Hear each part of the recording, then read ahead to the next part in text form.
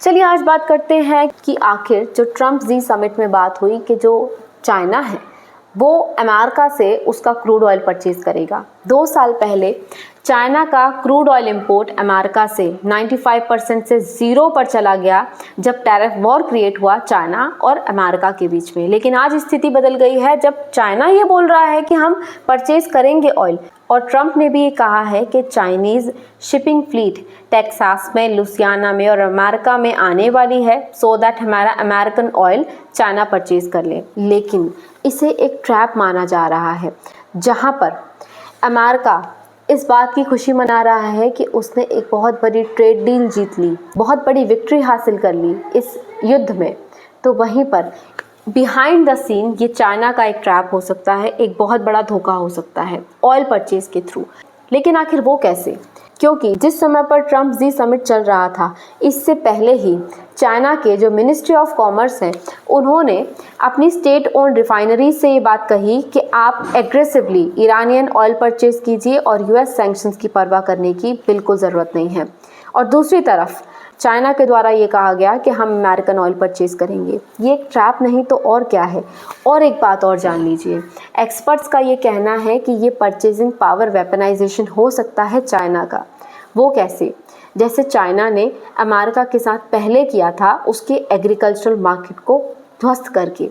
वो कुछ ऐसे कि ये चाइना का परचेजिंग पावर ट्रैप है कि वो पहले तो अमेरिका से कोई भी सामान परचेज करता है या किसी कंट्री से परचेज करता है, और जिस समय पर पॉलिटिकल टेंशन्स अपने पीक पर होती है उस समय पर वो उससे परचेज करना कम्प्लीटली हॉल्ट कर देता है, जिससे पॉलिटिकल टेंशन्स के साथ में इकोनॉमिकल फॉल आउट हो जाता है और वो देश की इकोनॉमी भी बर्बाद हो जाती है और देश को भी परेशानी का सामना करना पड़ता है। जैसे कि अमेरिका के साथ में चाइना ने किया था एग्रीकल्चरल मार्केट में।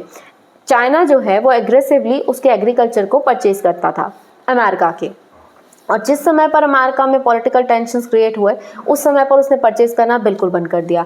ऐसे में अमेरिका के फार्मर्स को बहुत ज़्यादा नुकसान हुआ, अमेरिका का एग्रीकल्चरल मार्केट बहुत ज़्यादा मुसीबत में आ गया। और कहा जा रहा है कि हो सकता है ऐसा कुछ चाइना अब उसके ऑयल मार्केट के साथ भी करे, उसके एनर्जी मार्केट के साथ भी करे, क्योंकि ये बात सब जानते हैं कि इस समय अमेरिका पॉलिटिकल टेंशन से गुजर रहा है, क्योंकि ईरान और अमेरिका के बीच में युद्ध है और अमेरिका में ट्रम्प एडमिनिस्ट्रेशन को डोमेस्टिकली भी प्रॉब्लम का सामना करना पड़ रहा है।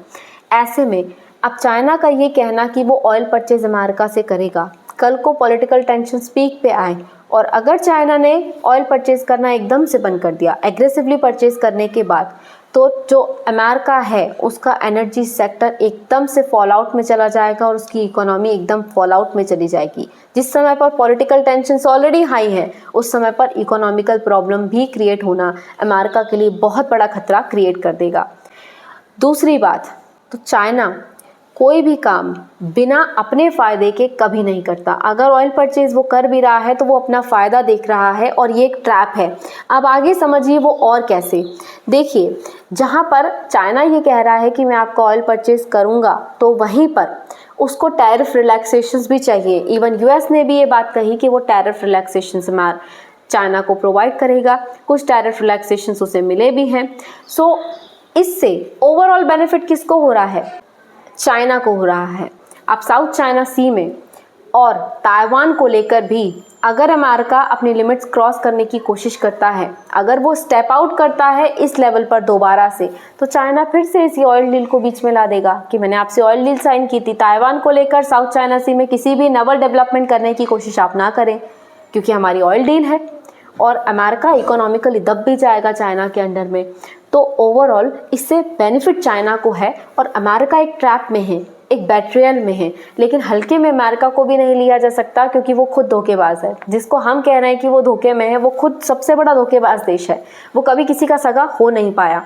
तो इसीलिए कब किस मौके पर उल्टा अमेरिका चाइना को धोखा दे दे इसका अंदाज नहीं लगाया जा सकता, क्योंकि अमेरिका भी दिमाग से खेलने वाला देश है। तो जानना ये होगा आगे कि कौन किसको धोखा देता है और कौन किसके प्रति कितना लॉयल साबित होता है। आखिर अमेरिका और चाइना की ये दोस्ती कितने दिन टिकती है, कितने महीने टिकती है, या बिल्कुल नहीं टिकती।